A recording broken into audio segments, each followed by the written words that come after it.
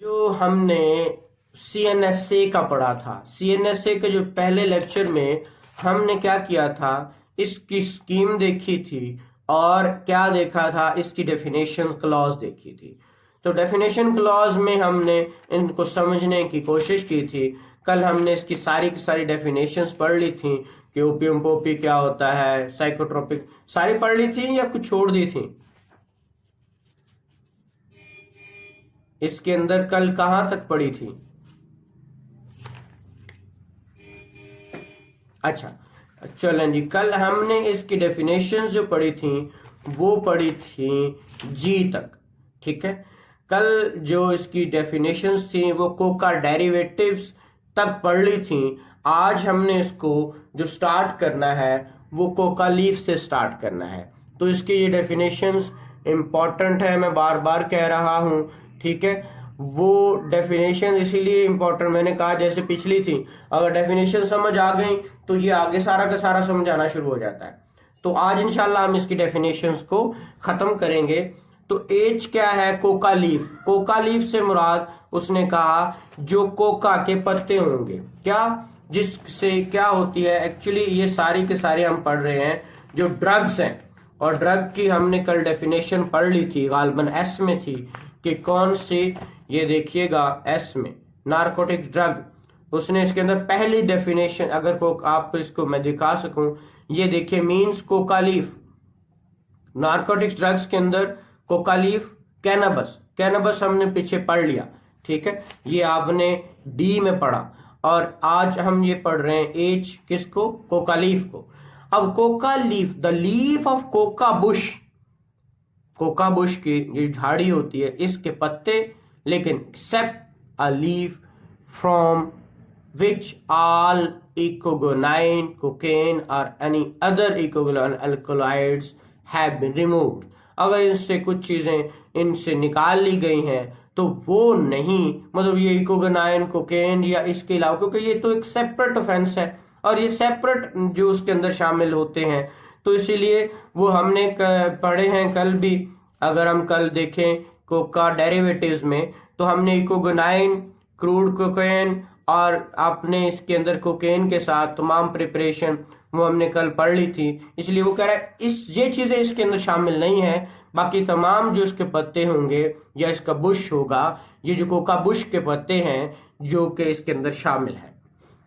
फिर all mixture thereof with or without natural material, neutral material, but does not include any preparation containing not more than 0.1% of cocaine। कल भी हमने देखा था Coca derivatives में, तो देखो 0.1% ऑफ कोकेन था। ये अगर मैं दिखा सकूं, ये देखिए, कल हमने यहाँ पे देखा था कि तमाम प्रेपरेशंस थे जो वो 0.1%, और यहाँ पे भी वो यही कह रहा है कि कोई भी मिक्सचर है, लेकिन वो मिक्सचर चाहे वो न्यूट्रल हो मटेरियल या उसके अंदर ये चीजें शामिल नहीं होंगी जो 0.1% कोकेन, मतलब बाज़ औक़ात चीजें होती हैं, आगे हम पढ़ेंगे जाके, क्या कि जो आपके किसके लिए, मेडिसिनल हेम्प जो के यूज होती है मेडिसिन में, तो उसके अंदर चीजें वो उतनी अलाउड है, उससे ज्यादा अलाउ नहीं है। तो अलाउड 0.1% है या 0.2% है, या वो सारे आगे आपको सेक्शन 3 के अंदर भी प्रेपरेशन आ जाएगा, वो भी हम देख लेंगे इंशाल्लाह। तो ये चीज किस में आ गई? कोका लीफ में। अब है जे, कंट्रोल डिलीवरी। अब देखिएगा, तीन चीजें बार बार इसके अंदर यूज करेगा। एक आपको कल मैंने एस बताया, कोका आप नार्कोटिक ड्रग, और एक ZA बताया साइकोट्रोपिक सब्सटेंस, और एक वो बार बार जो बातें करेगा कंट्रोल डिलीवरी या कंट्रोल सब्सटेंस। ये दो चीजें आ गई वो जे और के में। कंट्रोल डिलीवरी किसको कहते हैं? वो कहता है control delivery mean the technique of allowing illicit और सस्पेक्ट कंसाइनमेंट ऑफ नार्कोटिक, जो इलीगल, जो कि गैर कानूनी टेक्निक्स यूज करना, या सस्पेक्ट इस तरह का खदशा है कि वो जो कंसाइनमेंट जो जा रही है वो नार्कोटिक ड्रग्स है, ये साइकोट्रोपिक सब्सटेंस है, or chemical procurers to pass out, जिनको एक जगह से दूसरी जगह ले जाया जाएगा थ्रू आर इनटू पाकिस्तान, चाहे वो पाकिस्तान से जा रही है या पाकिस्तान में आ रही है, विद द नॉलेज, इस चीज को जानते हुए, and under the supervision the federal government with a view to identifying person, और ये क्या गवर्नमेंट के नॉलेज या फेडरल गवर्नमेंट इस बस इन लोगों को पहचान के लिए कि कौन कौन से ऑफेंस कॉग्निजेबल इस एक्ट के अंदर हैं, वो सारी की सारी डिलीवरी कंट्रोल डिलीवरी होगी। ठीक है, वो जो डिलीवरी है वो क्या है, कंट्रोल डिलीवरी है, वो टेक्निक यूज करना, गैर कानूनी तरीके से जिससे अलाउ करना कंसाइनमेंट्स को पाकिस्तान के अंदर लाना, बाहर लाना, किसके जरिए, under the supervision of federal government, तो और इससे विद अ व्यू टू, ये जो कंट्रोल डिलीवरीज इसलिए की जाती हैं कि बाकी जितनी डिलीवरीज होंगी वो क्या होंगी, जितने भी लोग पर्सन इन्वॉल्व हैं वो सारे कॉग्निजेबल ऑफेंस होंगे इस एक्ट के तहत। ये डिलीवरी क्या होगी, कंट्रोल डिलीवरी होगी। और कंट्रोल सब्सटेंस क्या होगा, वही बार बार यूज कर रहे हैं अल्फाज, कंट्रोल सब्सटेंस जो के में है, mean any substance which may be use for the production or manufacture of narcotics drugs or psychotropic substance. वही बात मैंने बार बार कह रहा हूं कि कोई भी लफ्ज ये जब भी चूज करेगा या तो नार्कोटिक ड्रग यूज करेगा या साइकोट्रोपिक सब्सटेंस, क्योंकि इसके अंदर दो ही चीजें हैं। तो नार्कोटिक ड्रग्स हमने पढ़ा एस के अंदर, जिसमें कोका लीफ है, या आपने पढ़ा होगा हीरोइन है, या आपने पढ़ा होगा जो अभी कोका, अब जो कैनाबस है, वो चीजें। तो वो कह रहा है कि एक तो आपके नार्कोटिक ड्रग्स और दूसरी साइकोट्रोपिक सब्सटेंस को मैन्युफैक्चर या प्रोडक्शन या उसका इस्तेमाल, उसको कहते हैं, ये क्या है, वो सब्सटेंस है जिसको कंट्रोल सब्सटेंस कहते हैं। आगे कन्वेंस, अब कन्वेंस से मतलब भी आपको समझ आ गया होगा, जो कि इस्तेमाल होती है इधर से उधर ले जाने के लिए, that is conveyance. Conveyance means a conveyance of any description, किसी किस्म की भी, क्या उसके अंदर शामिल है, include whatever and include any aircraft, vehicle, vessel, कोई भी जहाज हो सकता है, कोई भी व्हीकल हो सकता है, मोटरसाइकिल, गाड़ी, कोई भी, या वेसल, कोई भी आपका बादबान जहाज हो सकता है जो समुद्री होते हैं, या रेलवेज आर एनिमल, या जानवरों के जरिए या रेलवे के जरिए, वो सारे के सारी कन्वेंस में इस्तेमाल होगी। आगे डायरेक्टर जनरल, ये आपका ANFA है, जो भी 1997 का है, एंटी नार्कोटिक्स फोर्स, ठीक है, एक्ट है ये जिसके तहत ये बनाई गई है। तो ये ANFA anti narcotics force act है, ये भी 1997 का है। तो उसके तहत ये जो इसका चलाने वाला है, जो उसको रोकने वाले हैं, वो यही हैं। और डायरेक्टर, उसका मतलब इसके अंदर अगर डायरेक्टर जनरल लफ्ज इस्तेमाल होगा तो उसका मतलब होगा कि वो ANF का है, या कोई भी शख्स जिसको फेडरल गवर्नमेंट ने डायरेक्टर जनरल के इस एक्ट में ड्यूटीज और फंक्शन निभाने का कहा हो, तो वो क्या होगा, डायरेक्टर जनरल होगा। फॉरेन कोर्ट से मुराद means a court of a competent jurisdiction of आ क्या हो गया जी, foreign government means a government court of competent jurisdiction of a foreign country recognized by federal government for time to time।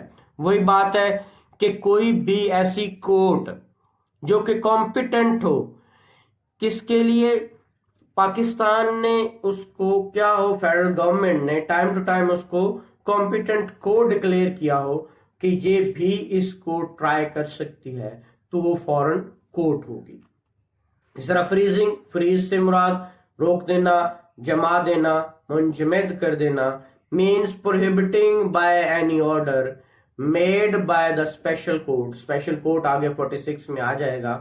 Special court or an officer authorised under this act the transfer, conversion, disposal और movement of any asset and include the holding, controlling, assuming, custody or managing any asset in pursuance of such order, and in case of assets which are perishable, the disposal thereof.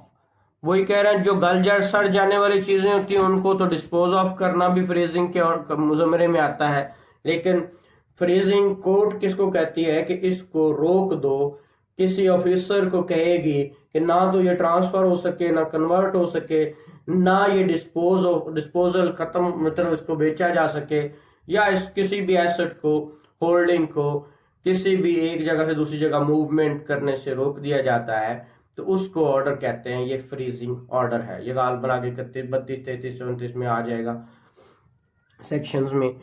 आगे है manufacture. Manufacture जैसे कि नाम से जाहिर लग रहा है कि मैन्युफैक्चर से क्या मुराद हो सकती है, तो मैन्युफैक्चरिंग किसे कहते हैं? The relation to in relation to narcotic drugs or psychotropic. मैंने कहा कि जो भी यहाँ पे लफ्ज होगा, जो कुछ भी होगा, उसका मतलब होगा नारकोटिक ड्रग्स के लिए या साइकोट्रोपिक सब्सटेंस के लिए। इंक्लूड्स, उसमें शामिल क्या क्या है? All processes by which such drugs or substances may be obtained. तमाम वो जराए, प्रोसेसेस, वो प्रोसेस, वो तरीका जिससे क्या हो, ड्रग्स या सब्सटेंस मिले, ऑब्टेन हो, या रिफाइनिंग ऑफ सच ड्रग्स या सब्सटेंस, या उसको रिफाइन करने का अमल भी मैन्युफैक्चर में आएगा। ट्रांसफॉर्म करना, एक चीज से दूसरी चीज बनाना, that is also including in manufacture. Making और प्रिपेयरिंग सच ड्रग्स और सब्सटेंसेस, उसको बनाना, प्रिपेयर करना भी इसमें शामिल होगा। और अब ये तो था मैन्युफैक्चर। अब मैन्युफैक्चर ड्रग्स होती कौन कौन सी हैं? जो कि ड्रग्स है सारी की सारी, तो वो मैन्युफैक्चर ड्रग्स जो बनी गई हैं, बनाई गई हैं, वो कौन सी हैं? वो क्यों में बता रहा है, क्या कहता है? ऑल कोका डेरिवेटिव्स, हमने पीछे पढ़ लिया। मेडिसिनल हेम्प, मेडिसिनल हेम्प जो कि शीश भंग जो सेहत अफजा हेम्प होती है। ओपियम डेरिवेटिव्स, जो भी अफ्यूम से बनाए गए सारे डेरिवेटिव्स हैं वो। कैनबस, भंग जितनी भी है। आर इन एनी फॉर्म और एनी मिक्सचर ऑफ स्टॉक्स, जितने स्टॉक्स जितने होते हैं। And flowering of fruiting tops of the Indian hemp plant, cannabis sativa, L acetic anhydride, ये सारी चीजें इनके नेम हैं। ये सारी के सारी क्या होती हैं? उसने कहा ये सारी मैन्युफैक्चर ड्रग्स होती हैं, जो कि बनाई गई हैं, बन गई हुई हैं, ये मैन्युफैक्चर ड्रग है। और दूसरी चीज, any other narcotic substance which the federal government may by notification official gazette made in pursuance in which by notification in the official gazette made in pursuance of the recommendation of the international convention are otherwise declared to be a manufactured drug। ये देखिएगा, इसके पीछे शायद गालबन इसने दिया हो कि ना दिया हो, इसमें तो गालबन नहीं है। खैर, इसके पीछे एक शायद आपकी बुक्स में होगा, जो इंटरनेशनल कन्वेंशन के तहत बहुत सारे ड्रग्स को कहा जाता है कि ये चीज़ें ड्रग्स में शामिल हैं और ये मैन्युफैक्चर ड्रग्स हैं। वो कन्वेंशंस होते रहते हैं, कन्वेंशन के जब डिक्लेयर किया जाता है या फेडरल गवर्नमेंट हमारी भी डिक्लेयर कर देगी कि आज से ये चीज़ क्या है, नारकोटिक्स ड्रग्स में सब्सटेंस में शामिल हो जाएगी, तो वो सारी की सारी क्या कहलाएंगी? मैन्युफैक्चर्ड ड्रग कहलाएगी। अब ये मेडिसिनल हेम्प आ गया, जो सेहत शफा बख्श भंग होती है। Main any extract tincture of hemp, कोई भी अरक है या उससे निकाला गया, अखज किया गया कुछ भी एक्सट्रैक्ट होगा हेम्प से, तो वो मेडिसिनल हेम्प भी हो सकती है, उसे शफा बख्श भंग कहते हैं। इसके अलावा नेक्स्ट एस हमने पढ़ लिया था कि नार्कोटिक ड्रग किसको कहते हैं। हमने कहा था means coca leaf, cannabis, heroin, opium, poppy straw and all manufactured drugs, ये उसके अंदर शामिल हैं। ओपियम, अब देखिए हमने कोका लीफ भी पढ़ लिया, कैनबस भी पढ़ लिया, आज हम ओपियम पढ़ते हैं। ओपियम से जितने हम अफ्यून कहते हैं तो वो सारे के सारे। अब poppy straw, that is to say all parts of poppy plant, papaver somniferum RN, ये इसका फॉर्मूला बता रहा है। Other species of papaver after mowing other than the seeds, उसको तराशने के बाद, उसको काश्त करने के बाद, मोइंग किसे कहते हैं, मो लेने से, काश्त करने से, तोड़ लेने से, लेकिन सीड्स के अलावा, किसके, बीज के अलावा, तो वो भी इसके अंदर शामिल होगा। फिर दूसरी चीज क्या उसने कहा कि spontaneously coagulated juice of capsules of poppy which has not been submitted to any manipulation other than those necessary for packing and transport। उसने कहा कोई भी ऐसा जमा हुआ, मुंजमद किया हुआ, खुद ब खुद जम गया, या जूस की शक्ल में या कैप्सूल की शक्ल में, जिसके अंदर उसने कहा जिसको अभी तक कोई किसी भी मैनिपुलेट करके या किसी उसके अंदर उतनी चेंजें की गई हों जितनी कि उसकी पैकिंग या ट्रांसपोर्ट के लिए ज़रूरी हो, वो भी शामिल किस में होगी, ओपियम में होगी। हम ओपियम पढ़ रहे हैं।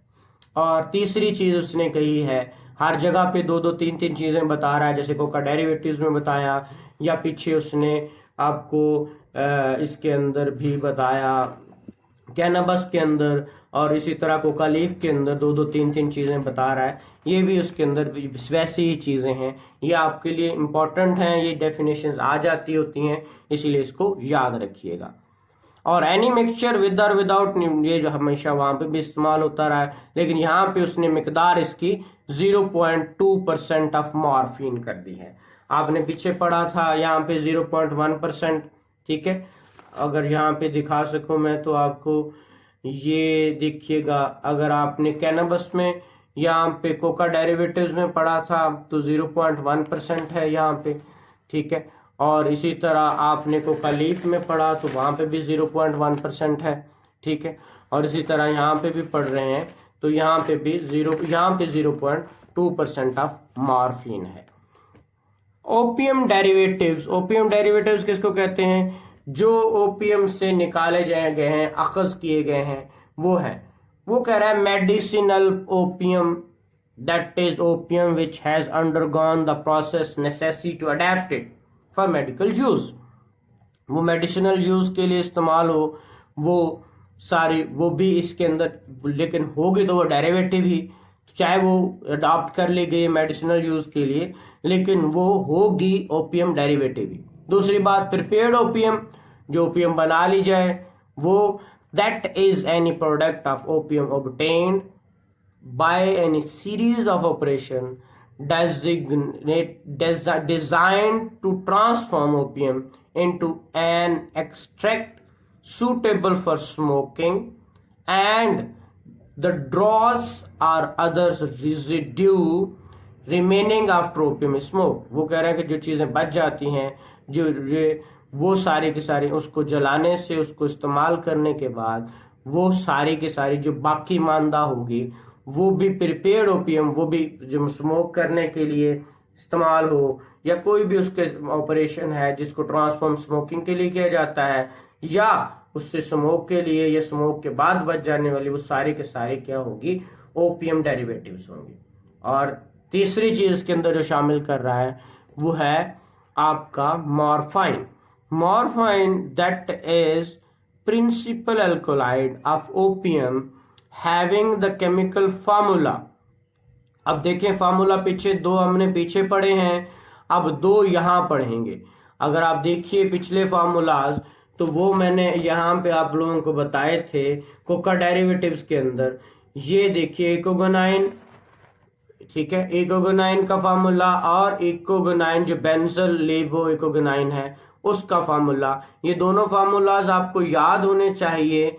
क्या, C9H15NO3H2O और C17, ये C9 था तो 17, H15 था तो 21, NO3 था तो NO4 हो गया, और H2O वहाँ पे इकोगोनाइन में आता है, यहाँ पे नहीं है ऑक्सीजन, उसने याद ली।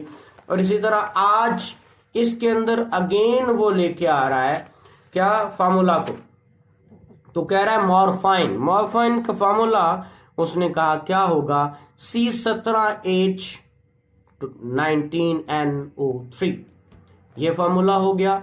उसके बाद दूसरा diacetyl morphine, that is the semi synthetic substance also known as diamorphine or heroin। हम पीछे हीरोइन की जब हमने ड्रग्स में पढ़ा तो ड्रग के अंदर उसने हीरोइन को भी डाला है। हैविंग द केमिकल, तो ये हीरोइन का फार्मूला, तो वो फार्मूला ये है C21 H23 और NO5। तो ये इसकी एक्सट्रीम फॉर्म में चला गया। तो ये आपका ये फार्मूलाज हैं, इसको एज इट इज आप लोगों ने याद करना होता है। फिर and all preparation containing more than 0. ये देखिए फिर वही, तो वो तमाम जिसके अंदर 0.2% मॉर्फिन इस्तेमाल की जाएगी, तो उस या फिर उसके अंदर डायासिटल मॉर्फिन यूज होगी, तो वो भी इसके ओपियम डेरिवेटिव्स में शामिल होगी। नेक्स्ट आपका ओपियम पॉपी है। वो जो पॉपी की खशकाश हम बाज़ औक़ात कहते हैं, तो ये वो जो खशकाश के पत्ते हैं, ये वो सारे वो प्लांट ऑफ स्पीशीज, किसी भी किस्म का जो प्लांट होगा वो इसके अंदर शामिल होगा। Opium Poppy mean the plant of species पोपर सेमिनिफरम एल, ये इसका फार्मूला है। ठीक है, इसी तरह पॉपी स्ट्रा है, तो पॉपी स्ट्रा इसके अंदर आ जाएगा। Means all the part except the seeds of the opium poppy that. कोई बच्चा फिर आने की कोशिश कर रहा है, कौन है? अच्छा,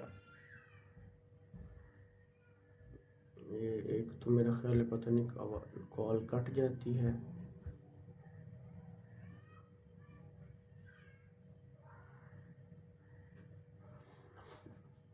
जी, उसके अलावा उसने कहा पोपिस्ट्रा। पोपिस्ट्रा क्या होती है? ये जो पत्ते होते हैं, तने होते हैं, स्ट्रा, ठीक है, उसके उसको उनको पत्तों को कहते हैं।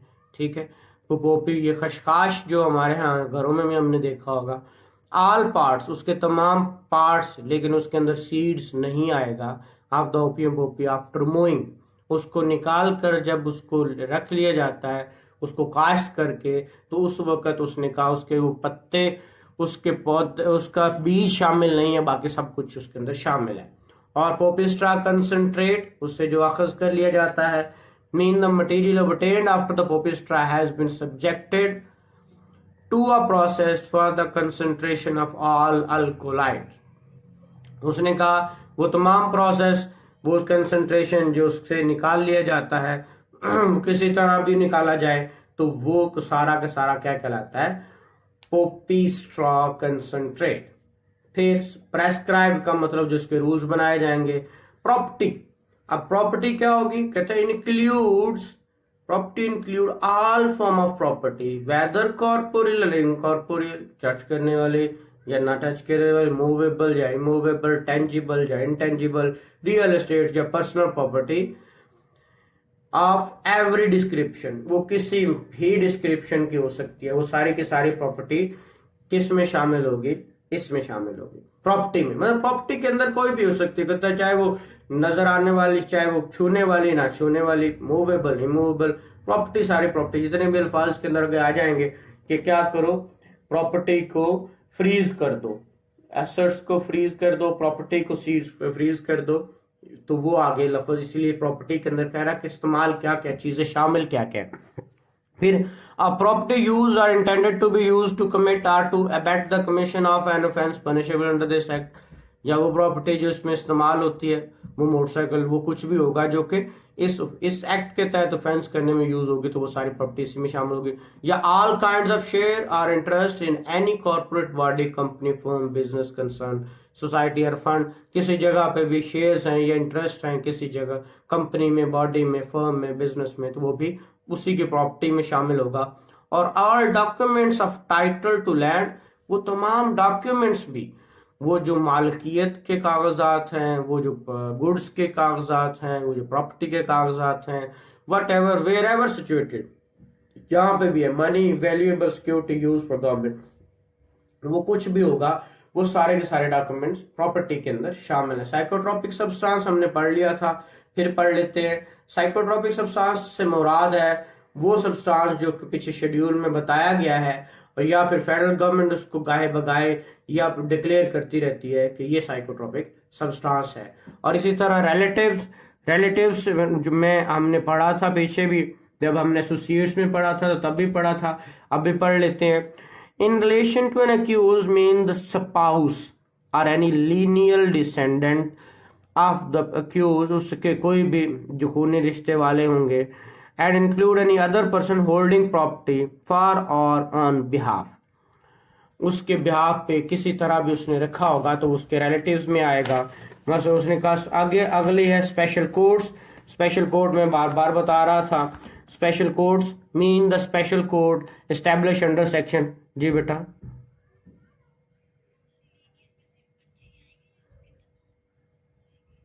बेटा सारे ब्लड रिलेशन आएंगे।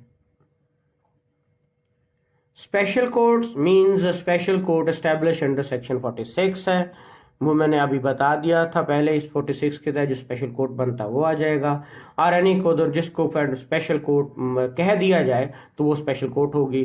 ट्रेसिंग मीन कोई भी हरबा जिससे क्या हो कि उनको ढूंढा जा सके, वो है ट्रेसिंग में आएगा। Tracing means the finding out the true nature, source, disposition, movement of or ownership of assets, and include determining the movement or conversion of assets by any means, and trace shall be construed accordingly। फिर उसके जरिए वो tracing में आ गया। तो ये definition थी। अब सेक्शन 3 है। सेक्शन 3 क्या है?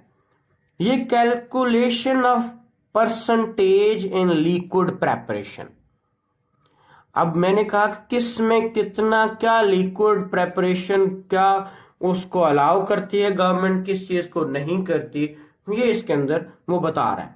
कहते the federal government may make rules बना सकती है government prescribing the method by which percentage in the case liquid preparation shall be calculated for the purpose of causing GHT and U।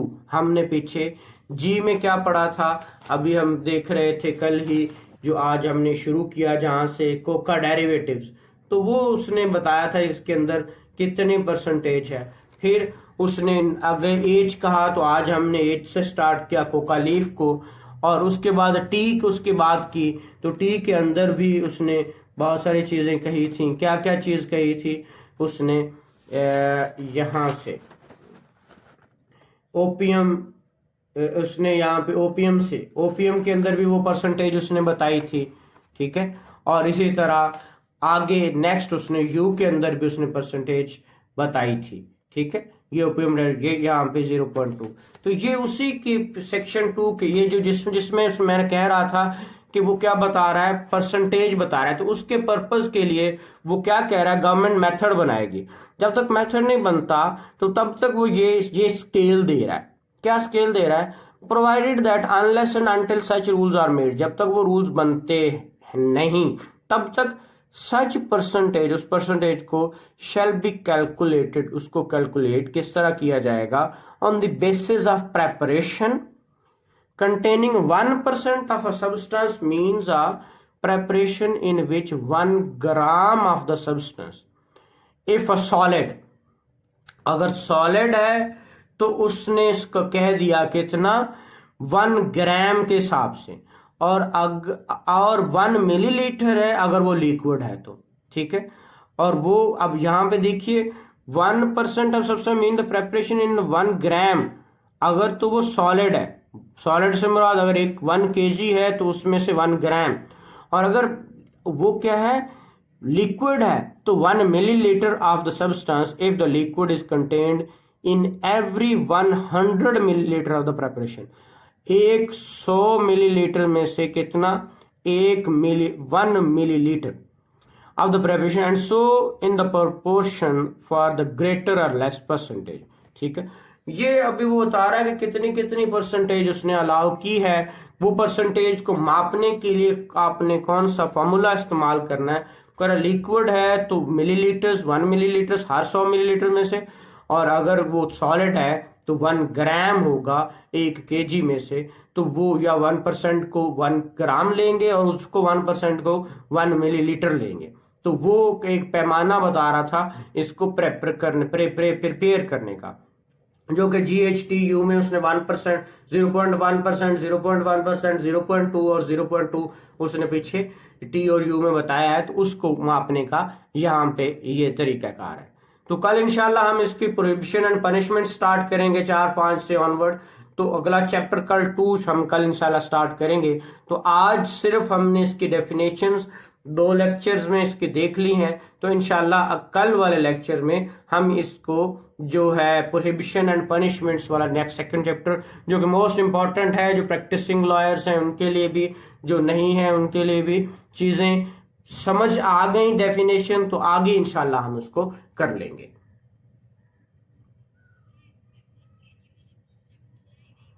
बेटा वो solid से मुराद 1 ग्राम किस में से आता है, ग्राम किस में होते हैं, किलोग्राम्स में, इसीलिए। और इसी तरह लीटर्स में, मिलीलीटर्स में, इसीलिए मिलीलीटर उसने 1 मिलीलीटर इसलिए कह दिया क्योंकि वो 1 मिलीलीटर कितने में से लेना है, तो उसने कहा कि 100 मिलीलीटर में से 1 मिलीलीटर लेना है।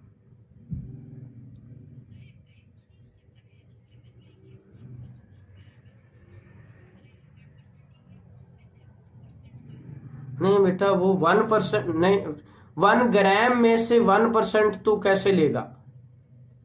चलिए इसके रूल्स हम देखेंगे, रूल्स पढ़ेंगे तो फिर इसको हम क्लैरिफाई कर लेंगे।